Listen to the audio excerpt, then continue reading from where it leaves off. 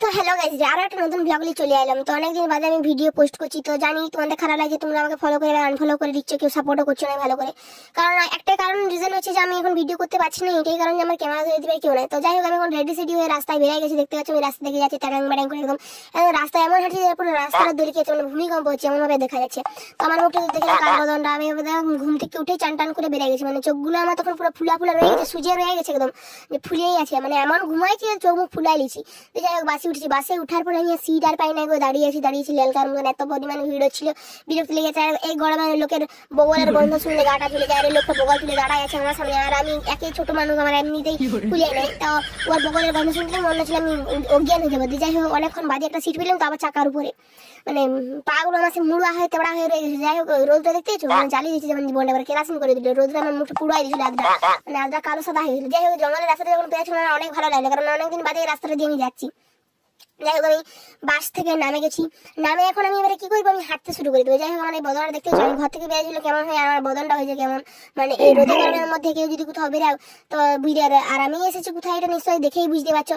আর তোমরা এটা আবার ভেবো না যে আমি মডেল শুটের জন্য আসিছি, ইয়ার বিয়া বডিলের জন্য আমি আসিছি। তো এখন নিজে নিজে রেডি হয়ে গেছে, দেখতেছো, মানে নিজের বিয়া নিজেই সাজিয়ে লিয়েছে একদম ধ্যান ত্রাক করে, মানে এত সুন্দর সাজিয়েছে কি আর বলবো। দিয়েছো বিয়া ঘরে আমিও যাবো বলে সাজিয়ে দিয়েছি। আমি ভাবলাম যে সবাই আমাকে বলে শাড়ি পরতে, কিন্তু আমি ভাবলাম যে যেটা আমি পারিব না সেটা আমার কোনো রান নাই। তো যাই হোক, এখানে এখন নাচতে লাগে আমার বিয়া করে, মানে বিয়া করার কতটা শখ মানুষের, এত গরমের মধ্যে রোদ ফাটা গরমে বিয়া করে নিচ্ছে, মানে ভাবো কি অবস্থাটা হবে একবার ইয়াদের। যাই হোক, আমরা এখন গাড়িতে করে বেরিয়ে গেছি, দিয়ে এখানে আলপনা দিয়ে হচ্ছে যে পায়ের জন্য আঙট নিয়ে আসছে, তো আঙট পরাচ্ছি আমার পড়াতে দিয়ে আমি আমার বদনটা একটু দেখে দিলাম কেমন দেখতে লাগে। আমি এবারে লোকের দিকে আর চোখে দেখছি যে আমাকে কেউ দেখছে না, তোমার লজ্জা আছে, এমন করে ভিডিও করবো দিয়ে আমাকে যদি কেউ দেখে তখন খারাপ মনে করে দিয়ে। যাই হোক, এখানে ওদের একটু ফটোশুট চলছে দিয়ে হচ্ছে যে পায়েল দিয়ে ওরা কাকে ডাকতে লাগিয়ে গেছে। দিয়ে যাই হোক, আমি এখানে হচ্ছে মন্দিরের ওখানে ঢুকেছি, আমার বিশাল সুন্দর লাগে জায়গাটা, কিন্তু সানটা এতটা পরিমাণ গরম, পাগুলো আমার পুরো একদম পুরি ছাড়তে গেলো।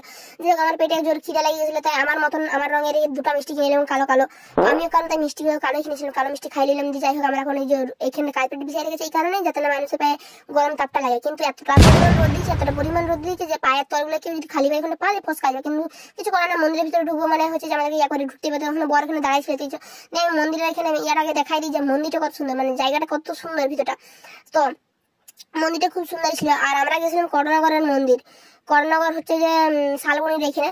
তো দেখা গেছিলাম যে এই ত্রিশুলটা দেখে আমার কিছু মনে বললো যে এখানে কি কেউ কারোর উইস টুইস হচ্ছে ইয়া করে নাকি, বাঁধিয়ে রেখেছে সেই ইয়াগুলা।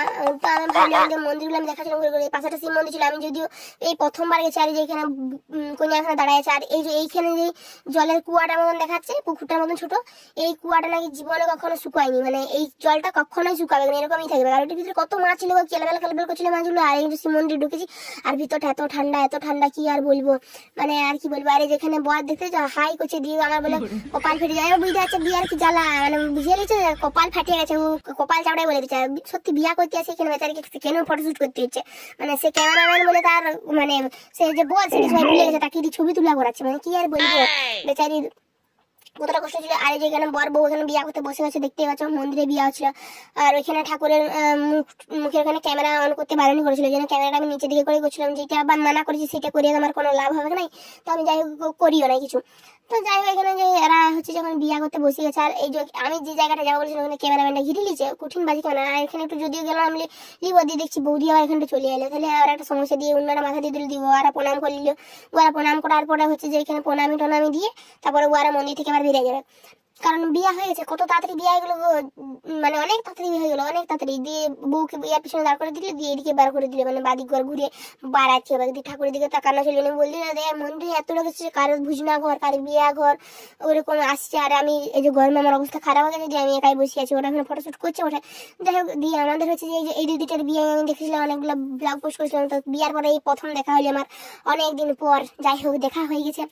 সে শ্বশুর ঘর থেকে আসতে আসতে বান্ধবীর বিয়াতে চলে আসছে, মানে ঘরকে যায়নি, বান্ধবীর বিয়াতে চলে আসে, কত আনন্দ দেখো, গল্প মল্প করিয়ে দিল।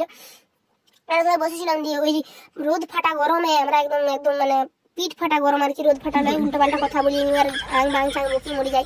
দিতে আমার অবস্থা কেমন হয়েছে, আমি গিয়েছিলাম কেমন হয়ে আর কেমন দেখাচ্ছে আমাকে, মানে এত সুন্দরভাবে আমি গিয়েছিলাম আর আমাকে দেখাচ্ছে এরকম। আর বর আর বউ দেখতে যাও মোটর সাইকেল করে তাড়িয়ে নিয়ে আসে গাড়ির দিকে, এত রোদ দিচ্ছে যে মানে কোনো রকম কোনো চান্স নাই, সোজা আসে গাছ চলে যাই। যাই হোক ওরা এখানে ঘরে আসে, এখন খাইতে বসে গেছে, তো দুজনকে খাওয়াই দিচ্ছে।